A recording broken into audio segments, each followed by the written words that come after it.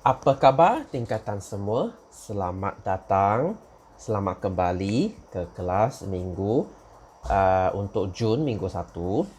Okey. Selamat kembali selepas 1 minggu cuti untuk hari raya. Okay, tapi cuti apalah kan, semua pun dekat rumah kan.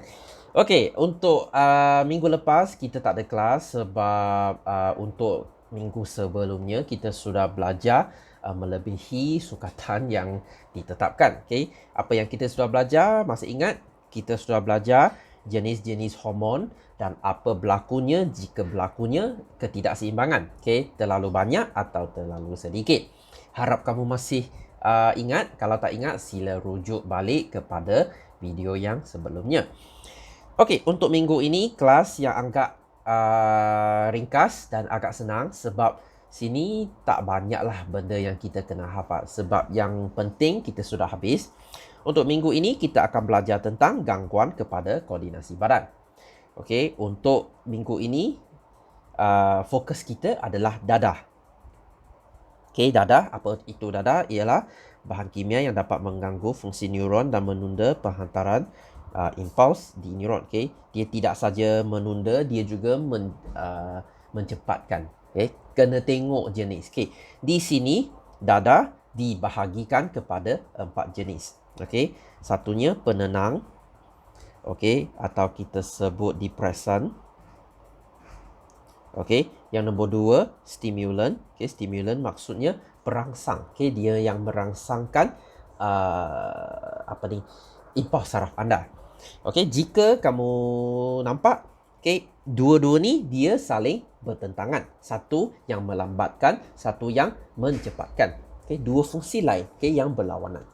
Okey, so nombor 3 inhale. Okey, rasa ni bukan kelas lah, okey, sebab ini bukan kelas, sebab inhaler ni satu cara yang penagih yang mengambil dadah. Okey, inhaler ni maksudnya dia hidu. Okay, dia bakar dadah, lepas tu dia hidu. Okay, itu cara, itu bukan kelas. Okay, so uh, saya tidak rasa ini adalah satu kelas. Okay, yang nombor 3 halusinogen. Okay, halusinogen ni maksud apa? Halusinasi maksudnya bayangan. Okay, kamu akan mempunyai bayangan yang palsu. Okay, dekat dalam otak kamu. Okay, disebabkan oleh halusinogen ini. Yang nombor 3, okay, ini bukan narkotik, okay, kita sebut dia opiat. Okay, opiat ni maksudnya dia datang dari sejenis bunga. Okay, bunga poppy. Okay, tumbuhan poppy. Poppy ni uh, kita sebut bunga poppy. So jika kita ambil, kita masak dia akan jadi opium. Okay, opium mesti tak tahulah pernah kamu dengar ke tak peperangan opium yang berlaku di negara China 100 tahun yang dulu. Okay, so inilah benda yang pihak British jual kepada orang Cina. Okay, so bila kamu letak, okay, yang kita guna dalam makmal atau hospital, kita sebut dia morfin. Mesti pernah dengar ini kan. Okay, morfin ni dia sejenis painkiller. Okay, untuk melegakan kesakitan. Okay, dia macam Panadol yang sangat kuat. Okay, ini untuk pesakit patient, pesakit kanser. Okay, pesakit kanser yang sangat kesakitan yang sangat kuat. Morfin ni dia mampu melegakan kesakitan yang sangat kuat. Okay, tapi jika kita dijual, okay, kalau benda ni dijual, okay, secara haram, okay, kita sebut dia sebagai heroin. Okay, heroin ni dia macam street slang. Okay, kalau kamu nak beli dengan penjual dadah, kamu kena cakap heroin. Okay, tapi sekarang ada nama-nama lain. Dia banyak nama. Okay, macam mud, okay, brownstone, okay, ini semualah terma street slang. Okay, supaya orang dia tak tahu. Okay, so kita tengok apa contoh dia. Okay, penenang ni macam barbiturat dan alkohol. Okay, barbiturat ni dia pil tidur. Okay, untuk orang yang sangat stres, okay, tekanan dia besar. Okay, so kita gunakan pil tidur atau barbiturat untuk tidur. Okay, alkohol ni pun sama. Okay, alkohol ni dia boleh menenangkan anda. Okay, supaya kamu jadi chill, jadi tenang, okay, supaya tak fikir banyak. Okay, ini untuk melambatkan penghantaran impuls. Okay, pengguna akan mengantuk dan kurang cemas. Okay, kamu akan berasa lega. Okay, so stimulan pula dia lawan. Okay, macam amfetamina, methamphetamina, okay, nikotin. Yang satunya yang dia bukan haram, kita guna dia setiap hari, okay, untuk saya lah, ialah kafeina. Okay, kafeina ni dekat mana? Ni dekat kopi. Ini yang buat kita terjaga. Okay, supaya kita tak tidur. Okay, so dia akan mempercepat penghantaran impuls. Okay, berasa yakin, berwaspada. Okay, lagi. Okay, halusinogen ni apa? Okay, ketamin, marijuana. Okay, marijuana ni ganja lah. Okay, lagi satu LSD. Okay, ni banyak rocker-rocker pada tahun 80-an, 90-an mereka suka ambil LSD ni. Sebab dia akan buat mereka mempunyai halusinasi, mempunyai bayang, okay? Untuk menguatkan bayangan mereka, okay? Supaya mereka boleh tulis lagu, okay? So dia akan mengubah jalan impuls otak, okay? Menyebabkan halusinasi. Inilah kata kunci dia, halusinasi. Okay, mempengaruhi persepsi, okay, menjejaskan koordinasi otot, terdengar suara-suara, melihat objek yang tidak wujud. Okay, mungkin kamu akan nampak hantu ke apa ke, okay, dia tak wujud tapi kamu rasa dia wujud. Okay, sebab halusinasi. Okay, so opiat ni untuk apa? Okay, untuk kesakitan, okay, menyebabkan euforia dan ketagihan. Okay, heroin antaralah dadah yang paling kuat ketagihan dia. Okay, sebab itu pengguna heroin ni dia tidak mudah untuk menghentikannya. Okay, kita kena hantar dia pergi pusat, kita panggil pusat rehabilitasi. Okay, maksud bantu dia untuk supaya dia tak ketagih kepada dadah. Okay, so penyalahgunaan dadah adalah di mana ubat diambil secara haram tanpa preskripsi. Okay, jika kamu ada preskripsi, maksudnya doktor dia bagi itu sah. Okay, tak haram. Okay, jika kamu pergi hospital, dia rasa dia kena bagi kamu amfetamina, itulah okay. Okay, tapi untuk kamu ambil secara haram, okay, kamu beli dekat luar, okay, tanpa preskripsi, itulah adalah haram. Okay, salah, okay, di undang-undang. Okay, so penyalahgunaan menyebabkan ketagihan dan penagihan akan mengalami simptom penarikan. Okay, apa maksud simptom penarikan? Maksudnya kamu ambil dadah, lepas tu kamu henti, kamu akan rasa pedih, okay, rasa tak tahan nak ambil lagi. Okay, itulah simptom penarikan. Okay, macam kamu main PUBG untuk 3 bulan, okay, 1 hari kamu tak main, kamu macam rasa ketagihan. Okay, itulah maksud dia. Okay, so sekiranya mereka berhenti mengambil dadah, okay, gejala termasuk menggigil, mual, kegelisahan, kemurungan, kamu akan rasa sangat sedih. Okay, sebab kamu nak high. Okay, sebab ambil dadah, kamu akan jadi high. Okay, jika kamu tak ambil, okay, kamu akan rasa sedih. Okay, so kesan ubat mengganggu kepada persepsi, halusinasi, ilusi, melambat. Ini untuk depression. Okay, dia akan melambatkan jantung, kadar pernafasan, tekanan darah. Okay, mengantuk, okay, koordinasi lemah. Okay, yang lain pula, yang bawah pula, ini untuk stimulan. Okay, ini yang lawan, dia merangsang, okay, supaya jantung kamu jadi laju.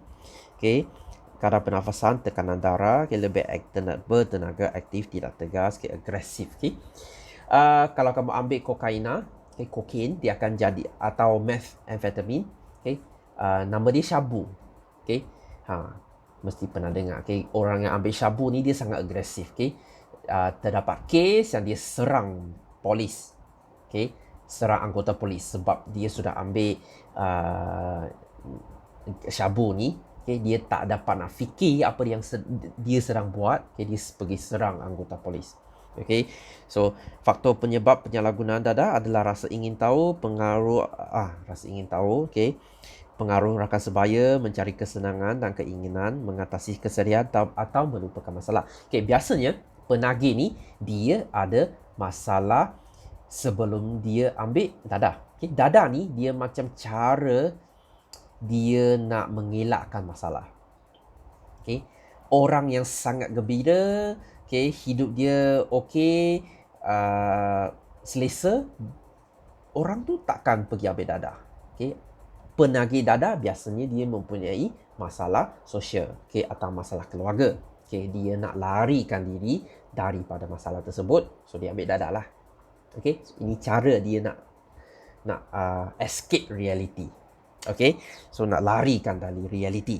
Okay. So kesan penyalahgunaan dadah dan alkohol, okay, ketidakseimbangan hormon, okay, badan akan mengalami gangguan koordinasi. Ingat apa tu koordinasi yang kita sudah belajar dalam hormon tu. Okay. So tubuh akan terdedah kepada bahaya kecederaan, okay, macam memandu ketika lepas minum alkohol. Okay. So kerosakan pada badan kelenjar, okay, pituitary ni akan terjejas, okay, pertumbuhan yang melampau atau tiada perkembangan. Okay, biasanya ini. Okay, sebab alkohol ni dia akan melambatkan kamu punya pituitary, okay, kamu tidak akan mendapatkan hormon pembesaran. Kamu akan jadi pendek. Okay, sebab itulah jika kamu belum dewasa lagi, tidak dicadangkan kamu ambil alkohol. Okay, boleh pun sedikit saja. Okay. So, dekat Malaysia nak ambil alkohol kena umur 21 dan ke atas. Okay. So, estrogen dan testosteron ini untuk perempuan, testosteron untuk lelaki. Okay, gagal berfungsi. Okay, ini tak ada. Okay, perkembangan seksual sekunder akan, okay, perkataan hentilah kita berantut. Okay, gejala lain, okay, ketinggian, okay, ukuran berlebihan, penurunan berat badan, kemurungan, ingatan yang lemah. Okay, terutamanya alkohol, dia akan melemahkan kita punya daya ingatan. Okay, dan amat lucunya, alkohol ni dia tak salah. Okay, dia kebanyakan negara dia adalah sah. Okay, di sisi undang-undang. Okay, dan alkohol adalah dadah. Okay, dia adalah bahan yang menyebabkan paling banyak kematian setiap tahun. Okay, tapi dia tak salah. Okay, amat lucunya. Okay, standard kita pelik. Okay, so pertuturan tidak jelas. Okay, tak boleh nak cakap. Okay, inilah alkohol. Okay, pengambilan alkohol yang menyebabkan kesan negatif pada bahagian otak. Okay, berlebihan menyebabkan pertuturan tidak jelas. Okay. So, tindakan refleks, ini dia akan melambatkan kamu punya tindakan refleks. Sebab itulah lepas minum alkohol, tolong jangan pandu. Sebab kamu nak jalan lurus pun tak mampu. Okay, macam mana kamu nak bawa kereta. Okay, so bahan kimia psikoaktif dalam ubat dan etanol terdapat antara neuron aferen dan interneuron. Okay, penghantaran impuls disekat. Okay, impuls saraf menjadi perlahan. Okay, dapat diperhatikan pada penagih dadah, okay, atau yang terlalu banyak minuman beralkohol. Okay, so hilang keseimbangan macam saya kata tadi, untuk yang minum alkohol, kamu tidak mampu nak jalan lurus. Okay, sebab itulah tolong jangan pandu lepas minum alkohol. Okay, ambil lah Grab kan. Okay, tak susah. Okay, penyalahgunaan terhadap fizikal dan mental. Okay, yang nombor satunya hati. Okay, liver, kita punya hati. Okay, hati ni, okay, dia macam kita punya penapis. Okay, macam filter dalam badan kita. Okay, bila kamu makan Panadol atau ubat lain, dia akan pecahkan benda ni supaya dia jadi bahan yang tidak berbahaya. Lepas tu dia akan buang melalui kamu punya buah pinggang, kamu punya ginjal. Okay, so hati ni dia macam, dia kuat kerja. Okay, dia akan buangkan benda yang kamu tak nak, segala benda toksik yang dalam badan kamu. Okay, so hati ni dia sangat berjasa. Okay, so kalau kamu minum alkohol, alkohol ni toksik. So hati ni dia akan cuba sebaik mungkin, secepat mungkin untuk buangkan alkohol dari badan. Okay, kalau kamu minum setiap hari, hati akan bekerja keras setiap hari. Okay, dan untuk jangka yang panjang, kamu akan dapat penyakit sirosis. Okay, sirosis maksudnya pengerasan. Okay, hati jadi keras. Okay, secara normal hati kita dia lembut. Okay, tapi untuk yang minum alkohol banyak, dia akan jadi keras. Okay, dia macam ni. Okay, gambar yang amat menggelikan. Okay, so pengambilan makanan minuman beralkohol jumlah yang banyak atau penyalahgunaan dadah menyebabkan kesan toksik pada hati, menyebabkan sirosis hati. Okay, menyebabkan kerosakan kronik, okay, parut, pengerasan, kegagalan. Okay, biasanya sirosis ni dia akan jadi kanser hati atau akan jadi kegagalan hati. Okey, so parut merebak dengan perlahan sehingga fungsi hati hilang sepenuhnya. Okey. Okey, ulcer perut. Okey, ini terutamanya untuk alkohol. Okey, ulcer ni apa? Okey, ulcer ni bengkak. Okey, perut kamu sudah jadi bengkak. Ini biasanya berlaku kepada orang yang mempunyai masalah gastrik. Okey, so alkohol ni akan mempercepatkan proses gastrik ini. Okey, dia akan jadi asid hakis perut kamu dengan lebih cepat. Okay, sebab itulah kamu akan dapat ulcer. Okay, menyebabkan ulcer perut. Okay, menyebabkan perut menghasilkan lebih banyak asid. Okay, asid lebih banyak, dia akan merengsakan kerengsaan dan keradangan pada lapisan perut, ulcer perut atau ulcer peptic. Okay, ulcer perut lah kita sebut. Okay, so pedih di hati, sini akan rasa sakit. Simptom dia, sakit di kawasan di hati atas ini. So mual dan muntah kadang-kala dengan ke darah. So kanser perut, dia akan menyebabkan kanser perut. So ini antara duanya kesan alkohol. Tingkah laku ganas atau agresif. Macam saya kata tadi, kalau kamu ambil perangsang stimulan seperti syabu, kamu akan jadi sangat agresif sehingga kamu mampu menyerang anggota polis. So orang biasanya penagih dadah dia nakkan wang untuk beli dadah. So apa dia buat? Dia akan pergi mencuri atau dia akan pergi merompak. Tapi biasanya penagih dadah ni kebanyakan penagih dia pengecut atau penakut.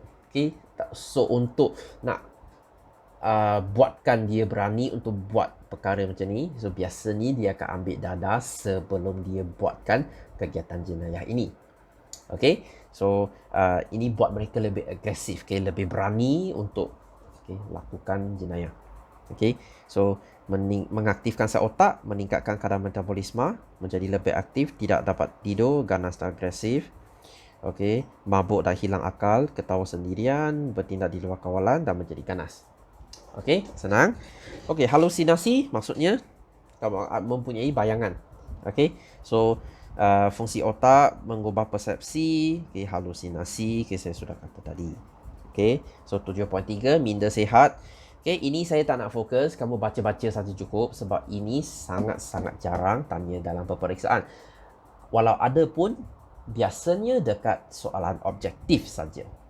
So saya tidak cadangkan, amat tidak cadangkan kamu fokus. Ini macam pendidikan moral sebenarnya. Apa itu minda? Otak ni otak, minda ni apa yang kamu fikir. So untuk pakar bedah otak ni dia rawat kamu punya otak. Tapi untuk psikologis, pakar psikologis, dia rawat kamu punya minda. So tak sama. So fungsi otak berkaitan dengan kesedaran, kepribadian, pemikiran, ingatan, pertimbangan, akal, emosi kita. So kita ada otak, tapi otak tu dia membentuk minda kita. Tak sama ya. So fikiran yang sihat mempunyai kemampuan untuk berfikir, membuat pertimbangan yang logik. Kita manusia, apa beza manusia dengan haiwan? Kita mampu buat pemikiran yang secara logik. Kita mempunyai logik. Logik ni hanya dalam haiwan yang bijak saja. Yang mempunyai otak besar. Macam monyet, macam gajah. So fikiran sihat juga merujuk kepada tingkah laku positif, kebebasan, kemampuan menjaga orang lain dan bertanggungjawab. Ini macam pendidikan moral dah. So ciri-ciri individu mempunyai minda sihat. Dia boleh berfikir, membuat pertimbangan, mengesang rangsangan, bertindak balas, mengingat peristiwa masa sedih atau gembira. Ini sama. Membezakan antara yang betul dan salah. Ini kanak-kanak pun tahu. Bertanggungjawab, berfikiran terbuka, tidak beremosi, bebas dari prasangka. Ini banyak orang tidak dapat nak buat. Sebab itulah racism masih berlaku. Sebab kita ni semua orang dia mempunyai prasangka. So berani menerima cabaran, mampu berfikir. Ini sangat common sense lah sebenarnya. So faktor-faktor mempengaruhi kesihatan mental, ketidakseimbangan hormon. Macam sebelum kamu haid, untuk perempuan pra-haid kamu akan rasa gangguan emosi, okay? Sebab hormon kamu tak seimbang, okay? Sedikit tak seimbang. Okay, so pengambilan minuman alkohol berlebihan, okay, penyalahgunaan dada, tekanan mental, kecederaan otak, okay, penuaan, okay, jika kamu sudah tua, okay, persepsi atau logik kamu akan semakin turun. Okay, so lagi kepentingan, okay, individu, kita ada keluarga, negara, tempat kerja, masyarakat. Ini baca sendirilah. Okay, saya tak nak pastikan masa dalam bahagian ini. Okay, jom kita masuk latihan. Okay, latihan ringkas. Okay, oh, ini kita sudah habis. Okay, so perangsang, okay, atau stimulan, bahan yang merangsang, okay, atau mempercepat impuls saraf. Okay, penenang, bahan yang melambatkan, okay, atau memperlahankan. Okay, janji, jawapan munasabah. Okay, halusinogen menyebabkan halusinasi. Okay, opiat, bahan yang berasal dari tumbuhan popi, okay, digunakan untuk mengurangkan kesakitan. Okay, E, padamkan jenis dada. Okay, soalan macam ni biasanya dia takkan tanya sebab 8 markah terlalu tinggi. Biasanya 1-2 markah saja. Okay, perangsang ni untuk siapa? Perangsang ni untuk nikotina. Okay, nikotin dengan kokain. Okay, penenang ni untuk siapa? Alkohol dengan barbiturat. Okay, halusinogen ni untuk LSD dan ganja. Okay, opiat ni untuk morfin dan heroin. Okay, senang. Okay, jenis dada. Maksud penyalahgunaan dada. Okay, penggunaan dada, okay, secara haram atau tanpa preskripsi doktor. Okay, so B1, P sejenis dada disebut painkiller, okay, melegakan kesakitan. Apakah nama dadah tu? Ini adalah opiat. Darah P boleh dihasilkan dari tumbuhan. Tumbuhan ini kita sebut, okay, tumbuhan popi. Okay, darah P digunakan dalam perubatan. Fungsi morfin, okay, melegakan kesakitan. Okay, kelaskan dada, okay, opiat. Okay, oh, nama dada ni bukan opiat, okay, saya rasanya ini morfin. Okay, so pengambilan nikotina, okay, merangsang impuls saraf, okay, menjadi agresif, boleh, okay, bertenaga, tidak dapat tidur. Okay, pengambilan alkohol memperlahankan, okay, memperlahankan impuls saraf, okay, memperlahan tindakan apa ya? Okay, saya pun tak tahu. Okay, pertuturan menjadi tidak jelas. Okay, kehilangan keseimbangan badan. Okay, so bahagian ni kalau kamu tak tahu nak buat, okay, tak perlu, tak penting sebab, okay, macam saya kata, jarang dia tanya dalam peperiksaan. Okay, methamphetamina adalah perangsang kuat, sangat ketagih, mempengaruhi sistem saraf. Hablomethaphamina adalah bentuk dada, kelihatan seperti sepihan kaca atau batu putih berkilat kebiruan. Secara kimia serupa dengan amfetamina.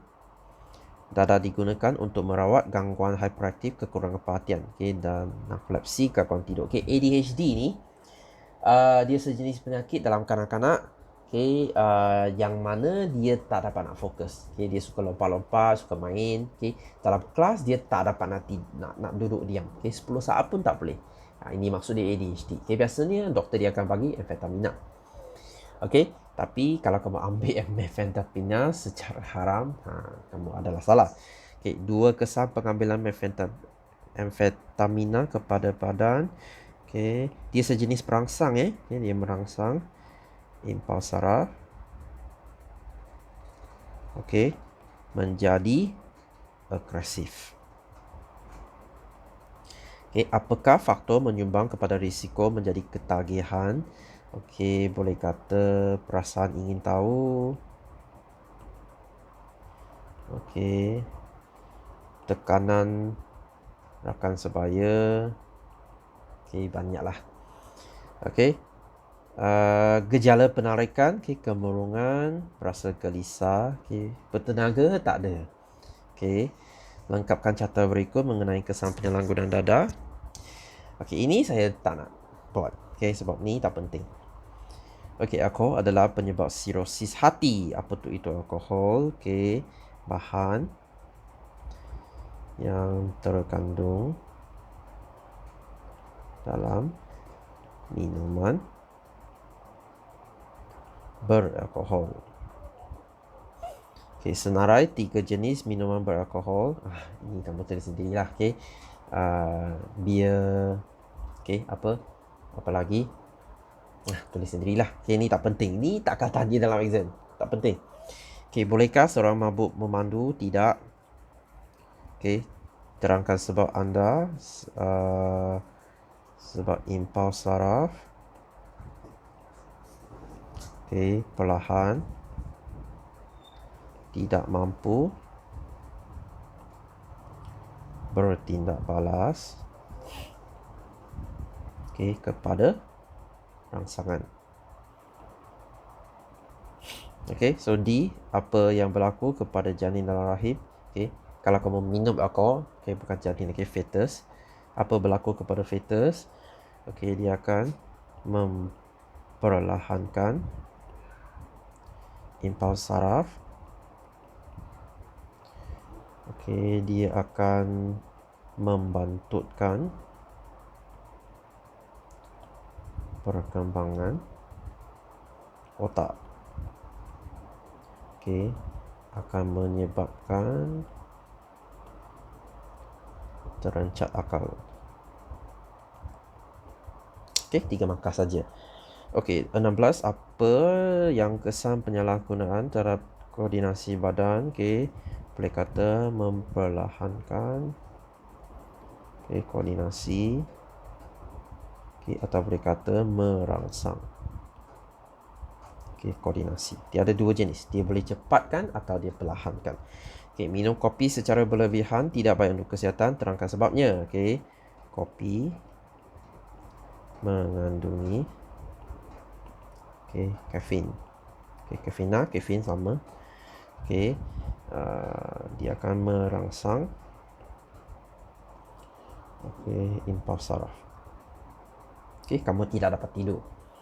Okey, C, bagaimana bahan kimia dalam dada minuman beralkohol mempengaruhi neuron? Okey, sama macam ni, memperlahan atau merangsang koordinasi. Bagaimanakah dada dan alkohol mempengaruhi rembesan hormon? Okey, dia boleh katakan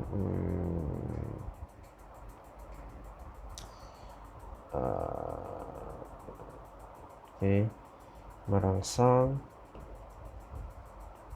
kelenjar pituitari. Okey, atau dia membantutkan, okey, kelenjar pituitari. Okey, so hormon pembesaran tak dapat nak dikeluarkan, kamu akan jadi pendek. Okey, so isi tempat kosong. Ini saya tak nak bincang lah. Okey, sebab ni tak penting. Okey, so minggu ini sampai sini sahaja. Okey, terima kasih. So kita akan jumpa lagi minggu depan. Okey, minggu depan kita akan buat ulang kaji untuk bab 4 dan 5. Okey, so kita jumpa lagi minggu depan.